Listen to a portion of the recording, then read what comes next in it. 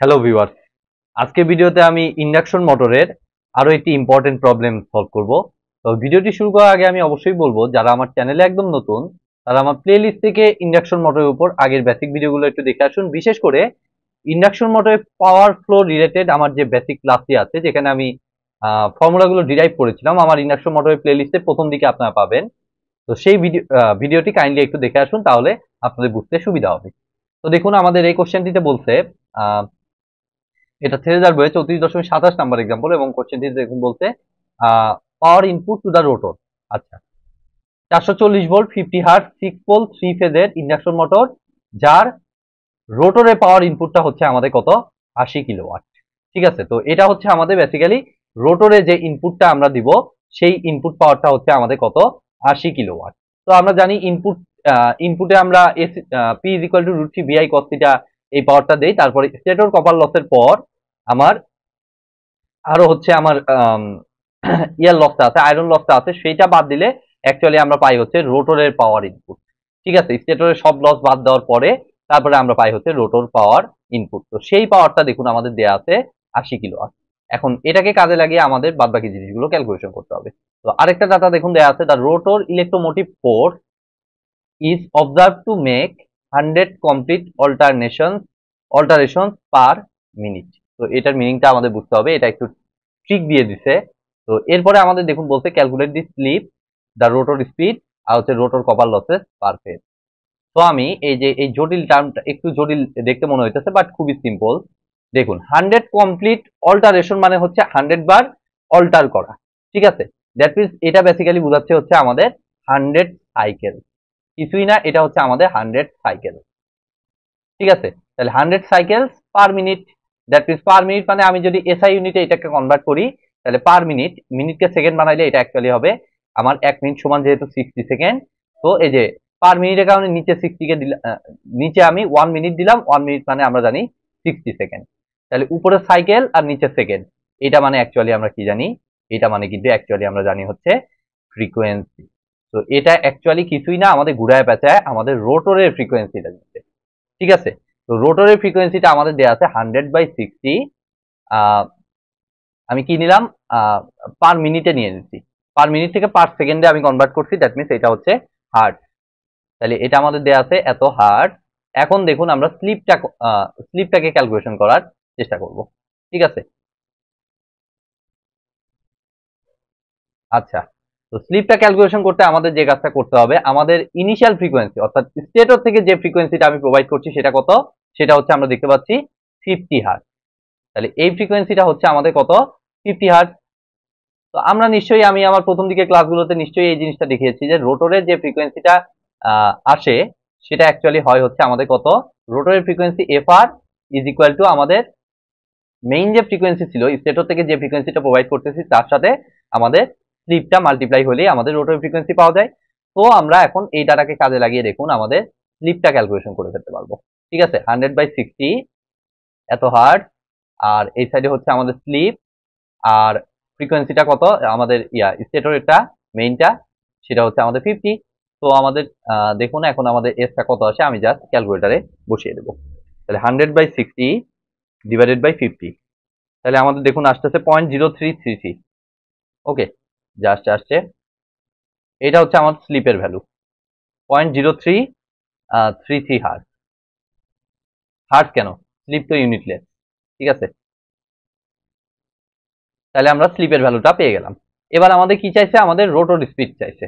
ওকে, তো rotor speed পাওয়ার জন্য আমরা সিম্পলি যে ইকুয়েশনটা ইউজ করব, আমরা এটা জানি, এর আগে আমি অসংখ্যবার অ্যাপ্লাই করেছি। S is equal to NS, যেহেতু এটা ইন্ডাকশন মোটর, ইন্ডাকশন জেনারেটর তো না, তো NS minus NR divided by NS. তো এখন আমাদের দেখুন 0.0333, এটাকে আসলে ইয়াতে কনভার্ট করলে 1/30 আসে। তো আমি এভাবে লিখলে আমাদের মোর অ্যাকুরেট রেজাল্ট আসার একটা চান্স আছে, সেই জন্য আমি এসটাকে 1/30 হিসেবে লিখলাম। ঠিক আছে, তো এখন দেখুন এনএসটা আমাদের লাগবে। তো এনএসটা কত হয় দেখি, এনএস ইজ ইকুয়াল টু আমরা জানি synchronous speed 120 F by P, তাই না, 120 এফ ডিভাইডেড বাই পি। তো এটাকে কাজে লাগিয়ে দেখুন, এই এফটা কিন্তু আমাদের মেইন স্টেটরে আমরা যে ফ্রিকোয়েন্সিটা দিচ্ছি, অর্থাৎ আমাদের মেইন ফ্রিকোয়েন্সি। ঠিক আছে, এটা হচ্ছে আমাদের কত, 50 হার্টজ ডিভাইডেড বাই আমাদের পোল কত, পোল আমাদের দিচ্ছে 6 পোল। তো আমরা এটাকে হিসাব করলে আমরা দেখুন এনএস এর ভ্যালুটা পাচ্ছি 120 into 50 divided by 6, 1000 RPM, 1000 RPM. তাহলে নিশ্চয়ই এনএস এর জায়গায় আমি 1000 বসিয়ে দিতে পারি। এনএস এর জায়গায় দেখুন আমি 1000 বসিয়ে দিলাম, minus NR divided by NS. NS কত, 1000। তাহলে এখান থেকে ফাইনালি আমরা যদি একটু হিসাব করি, তাহলে দেখুন 1000, আমি এনআর এর ভ্যালুটা দেখুন একবারই একটু বের করতেছি, 1000 ইন্টু 1/30, 1000 মাইনাস অ্যান্সার। তাহলে এনআর এর ভ্যালুটা দেখুন আসতেছে 966.667 আরপিএম। তার মানে আমরা দশমিকের পরের ডিজিট বাদ দিয়ে আমরা 966 আরপিএম হিসেবে রেজাল্টটাকে লিখে দিলাম।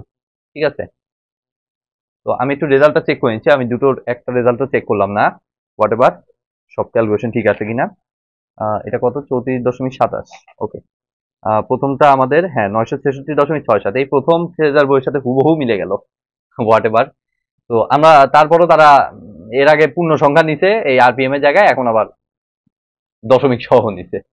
তো এটা আমি বলবো যে অবশ্যই ঠিক না, আরপিএমটা তো আমরা পূর্ণ সংখ্যা হিসেবেই নিই। তো এবার আসুন দেখুন আমাদের বাদ বাকি জিনিসটা বের করি। আমাদের চাইছে কি rotor copper loss per phase. তো এটার জন্য কিন্তু বেসিক্যালি আমাদের পাওয়ার ফ্লো ইকুয়েশন অবশ্যই অ্যাপ্লাই করতে হবে।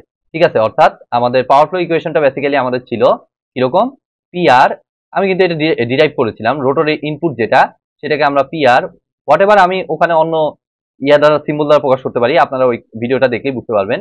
PR is to P copper is to আমাদের হচ্ছে পি এম, এমতে হচ্ছে আমাদের মেকানিক্যাল পাওয়ার ডেভেলপড। তো এই ইকুয়েশনটা বেসিক্যালি আমার ছিল 1:s/1 - s। ঠিক আছে, এটা কিন্তু খুব সুন্দরভাবে আস্তে আস্তে আমি প্রত্যেকটা জিনিসই কিন্তু ডিরাইভ করে দেখিয়েছিলাম কিভাবে এই ইকুয়েশনটা আসে। তো আমাদের উদ্দেশ্য হচ্ছে আমাদের দেখুন রোটর ইনপুটটা দেখুন দেয়া আছে, যে ইন্ডাকশন মোটর পিআরটা আমাদের দেয়া আছে, পিআরটা আমাদের দেয়া আছে কত, 80 কিলোওয়াট, আর আমাদের কপার লস চাইছে। তো এইখানে একটু খেয়াল রাখতে হবে, এই রোটর ইনপুটটা কিন্তু আমাদের অ্যাকচুয়ালি 3 ফেজ। ঠিক আছে, তো এখান থেকে যে কপার লস আমরা পাবো সেটা কিন্তু অ্যাকচুয়ালি 3 ফেজ কপার লস। ঠিক আছে, তিনটা ফেজ মিলায়। তো আমাদের PR divided by P copper, এটা আমি পি কপারটা 3 ফেজের জন্যই পাবো, এটা ইকুয়াল টু 1/s হবে। তাহলে দেখুন আমরা ভ্যালুটা বসাচ্ছি, পিআর হচ্ছে আমাদের কত, পিআর হচ্ছে 80, আর পি কপারটা আমরা বের করব, আর 1 ডিভাইডেড বাই 1/s, তার মানে 1/30 বলতে পারি, এস কে তো আমরা 1/30 বলতে পারি। তাহলে পি কপারটা অ্যাকচুয়ালি আমাদের দেখুন দাঁড়াচ্ছে 30 উপরে চলে গেল, তাহলে 30 উপরে চলে গেল, 30 পি কপার, তাহলে 8/3 আসতেছে। পি কপারটা আমাদের আসতেছে কত, 8/3, এটা কিসে ছিল, কিলোওয়াটে ছিল, তাহলে এটাও কিলোওয়াটে আসবে। তাহলে 8/3 কিলোওয়াট, এটা পাইলাম কিসের জন্য, আমরা পাইলাম 3 ফেজের জন্য। তাহলে আমাদের কিন্তু চাইছে, কিন্তু কোশ্চেনে খেয়াল করতে হবে পার ফেজে কপার লসটা চাইছে। তাহলে পার ফেজে কপার লসটা আমাদের হবে হচ্ছে, সেটাকে আমি পি কপার ফেজ দ্বারা প্রকাশ করলাম। ঠিক আছে, তাহলে এটা অ্যাকচুয়ালি কি হবে, 8/3 তো আছেই, তো এটা হচ্ছে তিনটা ফেজ মিলায়, তাহলে প্রতি ফেজে কি হবে, জাস্ট 3 দ্বারা ভাগ, দ্যাট মিনস 8/3 ডিভাইডেড বাই 3, মানে হচ্ছে আমাদের অ্যাকচুয়ালি আসতেছে 8/3 ডিভাইডেড বাই 3, 8/9 অ্যাকচুয়ালি 0.8889। ওকে, আমি একটু চেক করতেছি, এটা তো দশমিকে লিখতে হবে, হ্যাঁ ঠিক আছে, 0.889 কিলোওয়াট।